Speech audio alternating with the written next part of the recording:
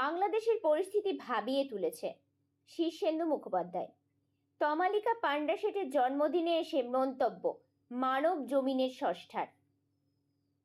বাংলাদেশের সাম্প্রতিক রাজনৈতিক সংকটে উদ্বিগ্ন সাহিত্যিক শীর্ষেন্দু মুখোপাধ্যায় মঙ্গলবার হলদিয়ার প্রয়াত কবি তমালিকা পান্ডা শেঠের ৬৮তম জন্মদিন উপলক্ষে আয়োজিত এক সাংস্কৃতিক অনুষ্ঠানে এসে এমনটাই মন্তব্য করলেন তিনি।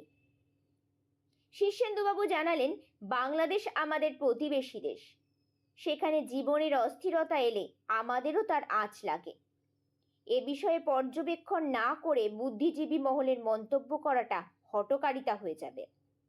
চাইব দ্রুত সেখানে শান্তি ফিরে আসুক।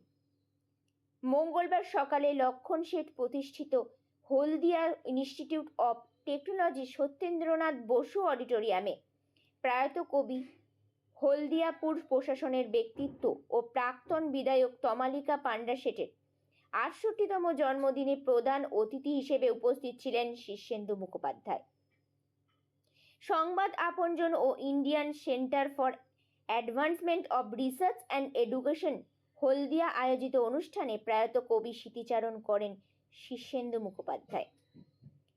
রাজ্যের মৎস্যমন্ত্রী বিপ্লব রায়চৌধুরী, কবি নলিনী বেরা, শ্যামলকান্তি দাস, রাজনৈতিক সমীর পুতুতুণ্ড, অনুরাধা দেব, সাঁতরা বুলা চৌধুরী, সঞ্জীব চক্রবর্তী, চিত্রা লাহিড়ী প্রমুখ।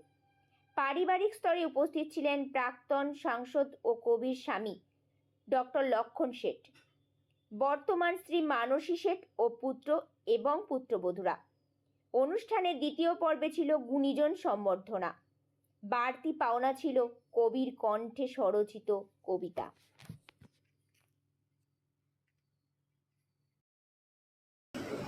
আমার মার অসংখ্য সত্তা ছিল।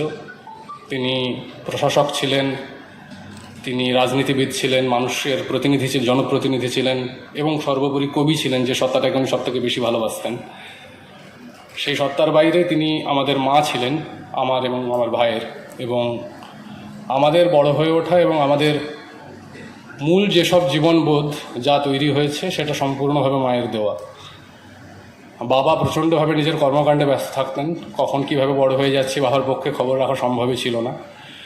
এবং মাও সেখানে, বাবা, আমি যেটা খুব গর্বের সঙ্গে বলতে পারি, হি ইজ আ ভিশনারি। উনি অসংখ্য জিনিসের ব্যাপারে পথিকৃৎ।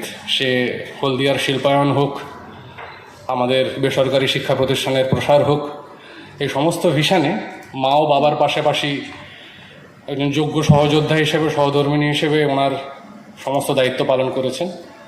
তার বাইরে উনি আমাদের বড় করে তোলার ক্ষেত্রেও একটা বরাবর, নিরন্তর শেষ দিন অবধি সেই দায়িত্ব পালন করেছেন। যখন আমরা বড় হয়ে গেছি, নিজেদের সংসার হয়েছে, আর মায়ের শেষটা খুবই মর্মান্তিক।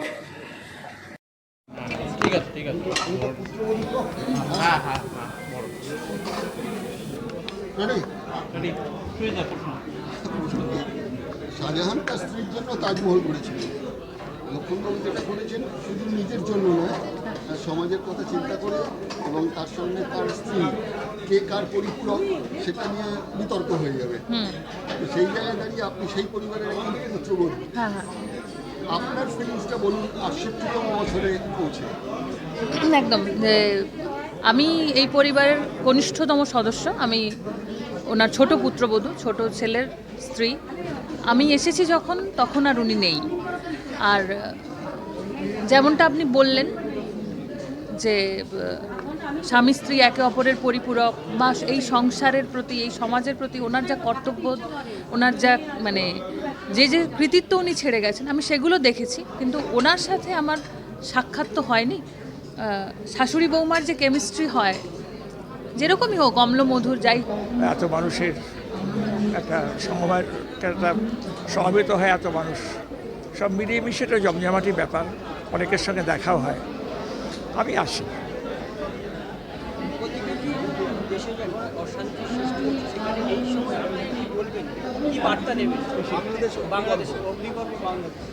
বাংলাদেশের জন্য একটি বার্তা, আমরা তো সাধারণ মানুষ, রাজনীতি করি না, কাজে রাজনীতি বুঝিও না বলতে গেলে।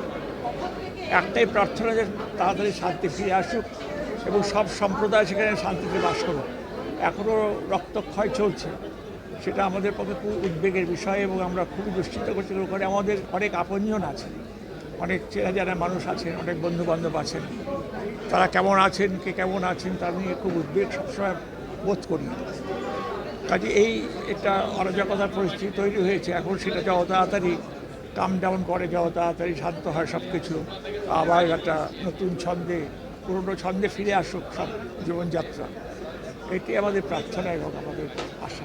বলছি, দীর্ঘদিন বাংলাদেশে থেকেছিলেন আপনি, বাংলাদেশ দেখেছেন, এখন যা বর্তমান পরিস্থিতি এটা কি বাঞ্ছনীয়? এটা তো নিশ্চয়ই বাঞ্ছনীয় নয়, কেননা লুটপাট চলছে, নানা রকম চলছে, এটা উচিত নয় এটা হওয়া। এটা নিশ্চয়ই পুলিশ এবং প্রশাসন দেখবে যে কীভাবে এটাকে নিয়ন্ত্রণে আনা যায়।